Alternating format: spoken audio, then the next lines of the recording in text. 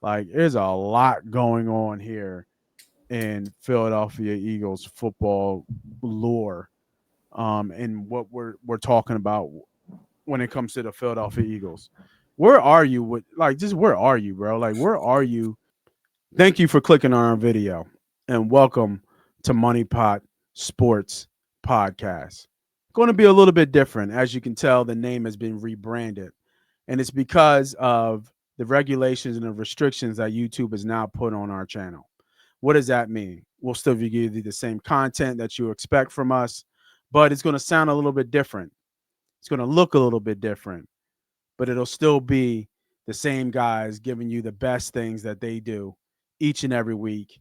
So if you're new to YouTube, make sure you log in, make sure you hit the subscribe, and make sure you turn off your restrictions. If you go to the general settings, you can see down at the bottom, you can turn off restrictions and you will see all our videos from the past. If you're or an existing viewer or subscriber, you might need to change this setting as well because it might be on by default. Thank you and enjoy the show.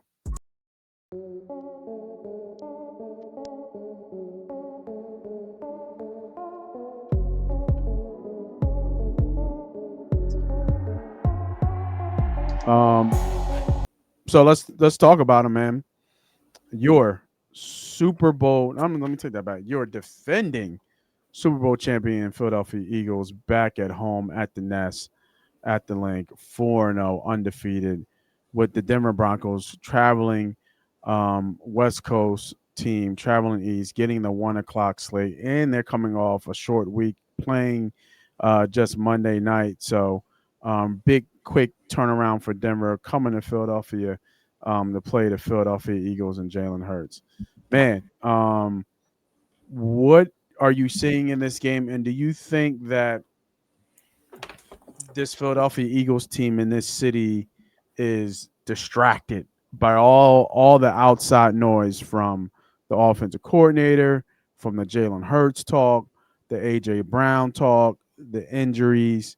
Like, there's a lot going on here in Philadelphia Eagles football lore, and what we're talking about when it comes to the Philadelphia Eagles.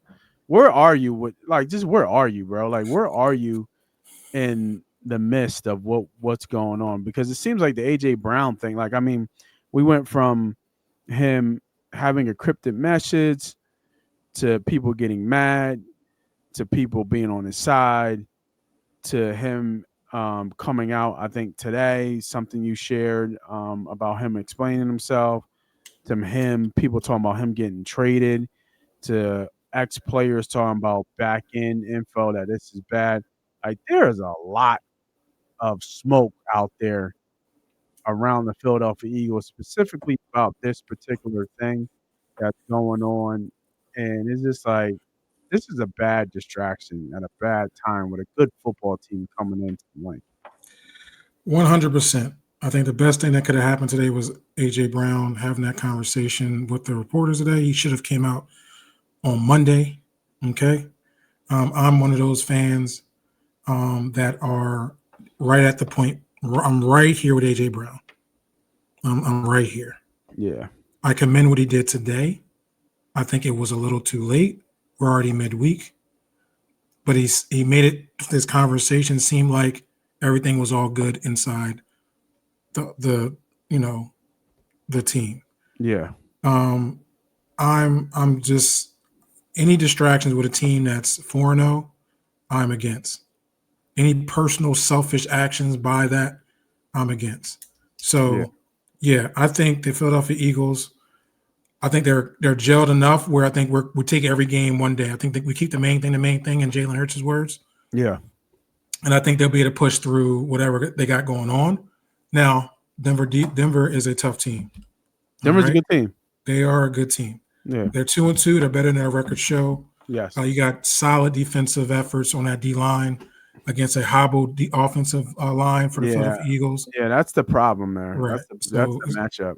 It's going to cause Jalen some issues in the pocket. He's going to probably have to scramble, use his legs. You got Nick Benito and Zach Allen. They ain't no joke off that edge. But But they're a 3.5 point favorite here. They're a 3.5 point um, Top contender. top contender for a reason, Yep. and that's because they find ways to win. Okay. Um, I'm completely off this because I don't know which way this is going to go. A tough defense in Denver, but Mm-hmm. we've seen tough defenses. Okay. We had the Rams come in. We had the Chiefs. We had what's the what do we had? Why is my mind going blank? What? The Rams, the Bucks? Chiefs, and the Bucks. Right. So we've seen some solid defenses. I think we'll be able to kind of handle, get the home field behind us, and we'll be able to kind of manufacture some opportunity there within this game. I think the Eagles will win this game, and it'll be a long flight home for Denver. Yeah. Yeah. It's.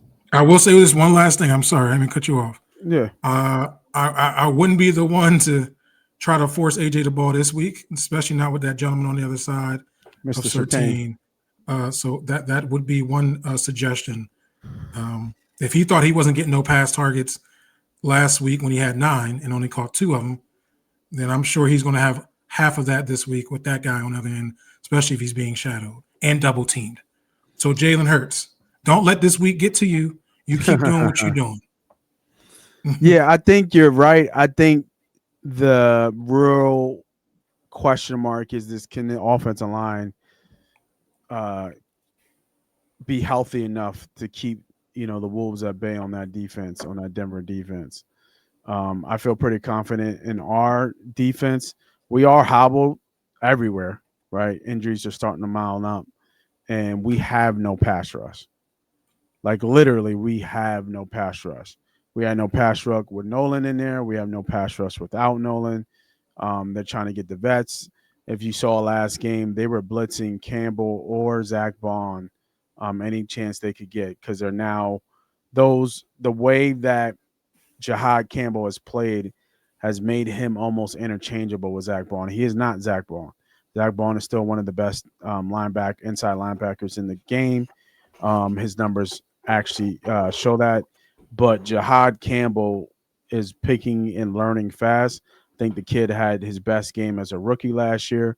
So that is huge. And a Our pick, deep, right? Got his first pick, right? yeah, he got his first pick, had a forced fumble. So that is huge for our defense. And it's been a long time since we had a strength of where we had really good linebackers, like Pro Bowl, All Pro type linebackers. I don't think I've ever seen that. So, our defense is going to help hold us down, but I think this is going to be tough sledding. I think this is going to be a hard fought matchup, and it wouldn't surprise me if the Philadelphia Eagles are not undefeated after this game. I really think this will be our first loss in over a year. I think With so. Jalen Hurts as a starter. I think it could be. I do. I think it could be because everything works for Denver over there. They're somewhat healthy. They got a good defense. They got good balance. Got a decent quarterback. They can rush the passer. They can defend the pass. They can run the ball. They can pass the ball, and they got good coaching. Peyton's, you got Peyton over there who can coach his ass off. So they'll be prepared. Yeah, for sure. I think that oh damn. Yeah, it's Altani, Betts, like all of them, man. They're starting to open that game up. But when I'm looking at this, when I'm thinking about this game and looking at this game, we just have too many problems going on internally right now. You know what I mean? We just do. And then the only thing that you can say about Denver is the West Coast traveling east, and they're coming off a short week. The worst part about this, Moss, is that it's all self-inflicted drama. Yeah. You know what I'm saying? If it's not internal, if it's not the fans complaining, it's like, Jesus, guys, it's week 4. We're only 1 quarter through and we're undefeated. That's what I was talking about is that 23 vibes, man. Because I remember that when we were undefeated in 23 and we were winning the way we were winning, the question kind of came up like, is this sustainable? can we do that? And there was half the people like, this isn't sustainable, this isn't going to work, and the other half was like, who cares? We're winning. Mm-hmm.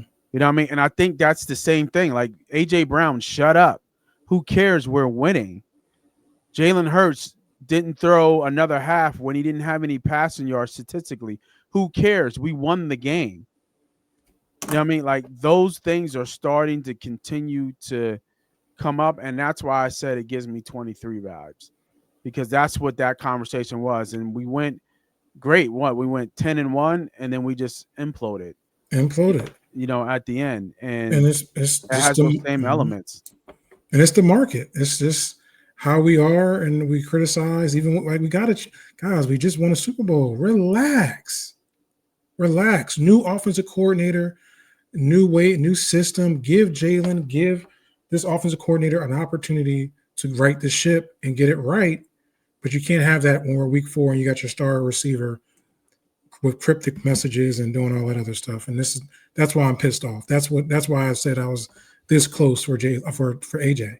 Yeah, Because you can't have cancers like that leaking inside, especially when you're trying to do something. And your quarterback, nobody talks about the load that Jalen has put on the shoulders. Yeah, he's got 50 million on that shoulder too. So he don't complain about it. He just keeps the main thing, and we keep it moving. yeah. No, I But feel he you. deserves a lot more credit than he gets. I don't give a shit about 112 yards, 190 yards. I care about that W column that he does, and he conducts that. Because Saquon's not doing nothing, and AJ complaining because he's not doing anything. So who's that? Who's doing something? Yeah, yeah, that's true.